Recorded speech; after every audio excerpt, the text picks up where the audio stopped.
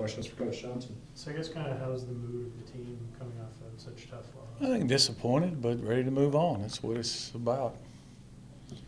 I guess in this sport, that's something you have to do. That goes with the territory. Win or lose, you got to go flush it on Monday and go to the next game. That's the way it works. Offensively, it seems like you're kind of hitting your stride and you're still missing a few plays here and there. But I think we've gotten better the last few weeks. We'll see. I mean, hopefully we continue to progress. And we missed some opportunities on Saturday. I think that, both teams were moving the ball.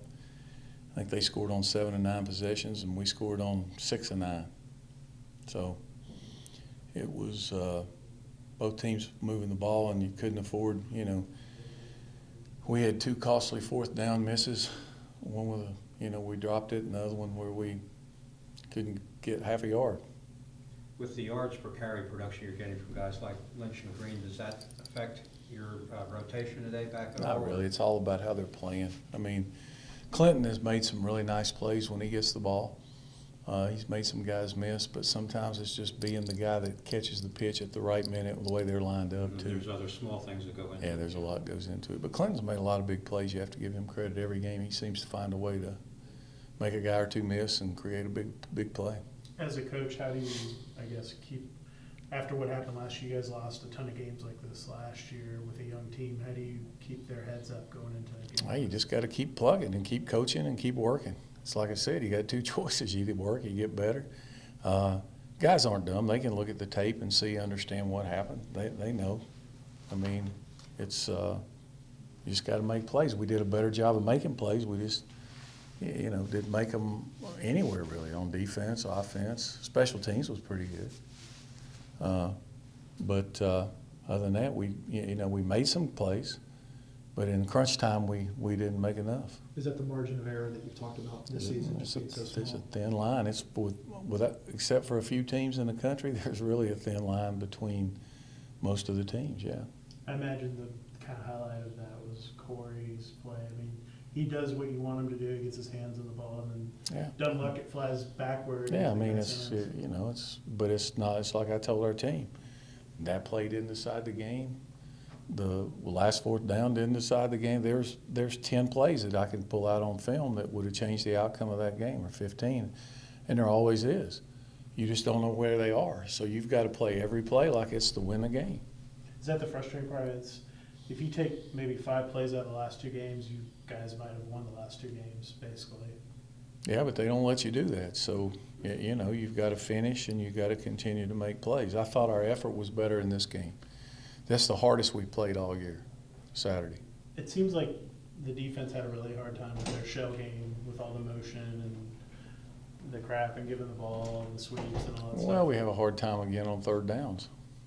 I mean, you've got to get off the field, and it's why I keep going back to the stats. I mean, the stats, we're running 50-some plays a game on offense. You're not going to have a bunch of yards. And it's the same. I think we had 55 plays. They had 61. It's just that kind of game. It seems like that might be skewing.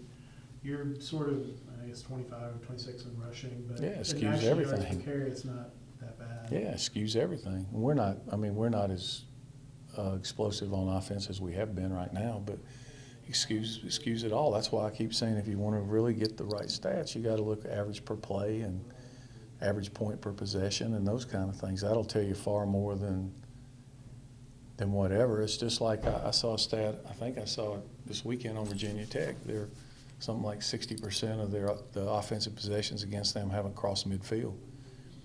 Well, I'm sure they're playing a lot of possessions, so I don't know where they stand in total defense or whatever. That's a hell of a stat. I mean, you can bet they're pretty good on defense if that's the stat, Now, they might not be in the top 10 in total defense because if they're playing hurry up on offense and trying to run 90 plays a game, they're going to get a lot of possession. Clock and P.J. were injured and didn't come back into the game. What is their status now?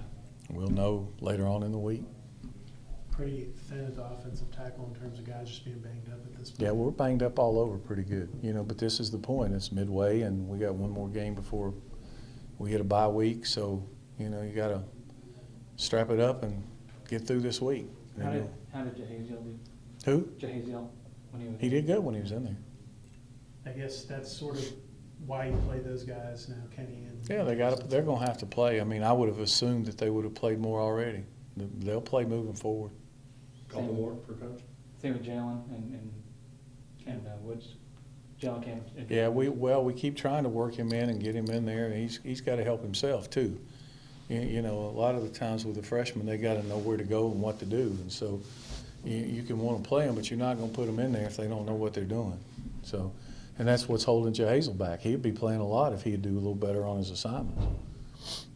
I imagine this is a tough week. A lot of kids that wanted to come here, you guys have passed on for whatever reason, that make up the entire Georgia Southern team. Well, Georgia Southern's got a good football team. It's like they've got a great tradition, and they've won a bunch of games. So I'm sure they're going to be excited to play.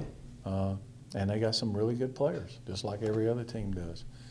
So a lot of the same guys who played here last time. And they kind of given you and Georgia hell in terms of.